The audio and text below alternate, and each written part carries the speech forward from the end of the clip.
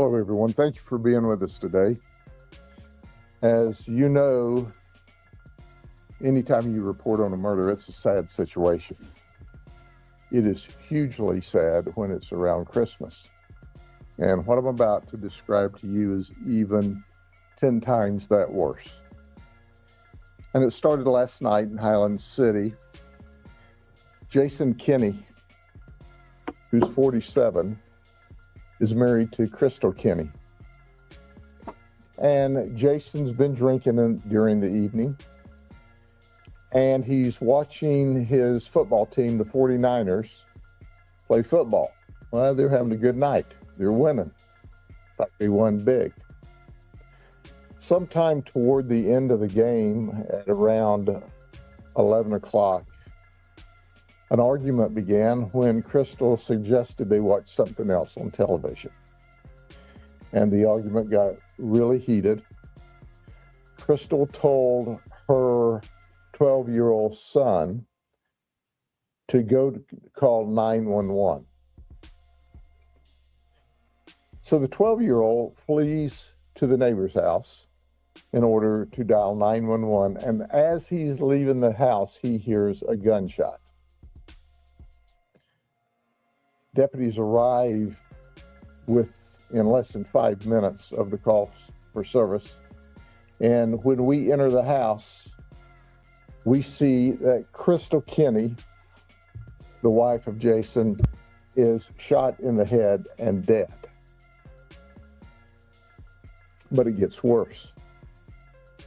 We go into the bedroom and we see a 13-year-old child, a little girl. She shot twice. She shot in the shoulder and she shot in the face. We later learned the bullet in the face hit her on the bridge of the nose, went straight up and out the top of her head. She is alive in critical condition, but stable at Lakeland Regional Health, and is alert and talking. That's a Christmas miracle. Jason shot her twice and intended to kill her.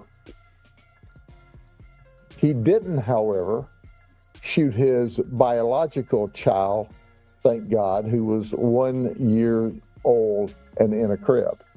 He shot his stepdaughter. He didn't get a chance to shoot his stepson, who had run to dial 911. Jason then jumps into his vehicle and flees the scene just prior to deputies arriving. He is going toward Lake Wells. He calls his sister in upstate New York, and he says, "I've done something very, very bad. Very bad. I did something terrible. And this is the last time you'll ever talk to me. You'll see me on the news, but I am not going to jail.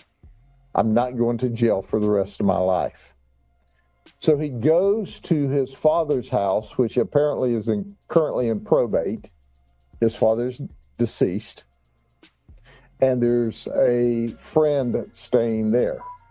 When he gets to the house, he immediately goes into a shed. Deputies now are tracking Jason. We set up a perimeter and start yelling for Jason to come out of this shed, which is adjacent to the home. And the deputies hear a single gunshot. When we make entrance into the shed, we find that Jason has shot himself in the forehead, and he too is deceased. I want you to think about this a minute. As the investigations unfolded during the night, and we're still in the preliminary stages, and as I always say when we talk soon, whatever we give you today is subject to modification.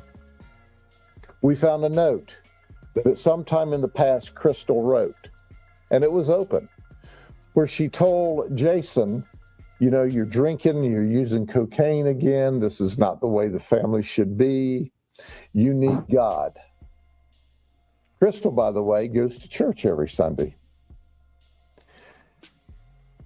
We don't know when she wrote the note. It's not dated. There's no time. There's no indication, but it was open. So did she write it as they argued earlier in the evening, or had it been some period of time? We can't determine that. We also were able to talk to the 12-year-old, our Christmas miracle. She said, I begged him, don't shoot me, don't shoot me, don't shoot me, and he shot me anyway.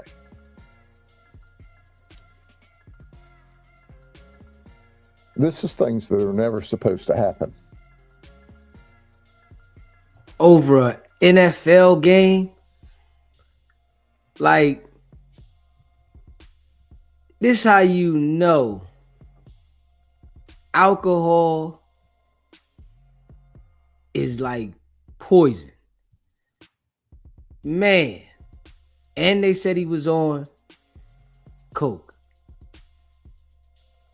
Dude went to that level for nothing though. Whatever it was, they turned the game off and, did something with the TV, whatever. It wasn't that serious to go there, but he went there and he registered to himself that he's going to jail for life, so he took himself out. Man, you don't know who you with when people are indulging in alcohol and drugs. You do not know the person. You might think you know somebody, but when the brain is altered, you do not know the person, because people do different things when they hooked on shit, man. And certainly we are all very, very happy that our little 13-year-old girl is, from every indication, going to survive and thrive. But the investigation's still underway. But this is a family disturbance. What investigation? That apparently had gone on for some time. We talked to another family member, and that family member said, oh, he's been beating on her for a while. So we've checked our records to see if we received any calls at the residence, and we have not. He has never been arrested for domestic violence. But bottom line is, 3 days before Christmas, he shot and killed his wife. He shot his 13-year-old stepdaughter twice and intended to kill her. Called his sister and confessed that he did something terrible. And then, rather than be arrested, shot and killed himself. Quite frankly, I don't want to sound sinister, but the only thing he did right that night was shoot himself after those horrible deeds. If he felt that way, he could have taken himself out and not hurt those two beautiful people. I agree. He should have just did that to himself. Like, you harmed them because of the stuff you was going through. Like, you took whatever you was going through in your life out on some other people, man. That shit was foul.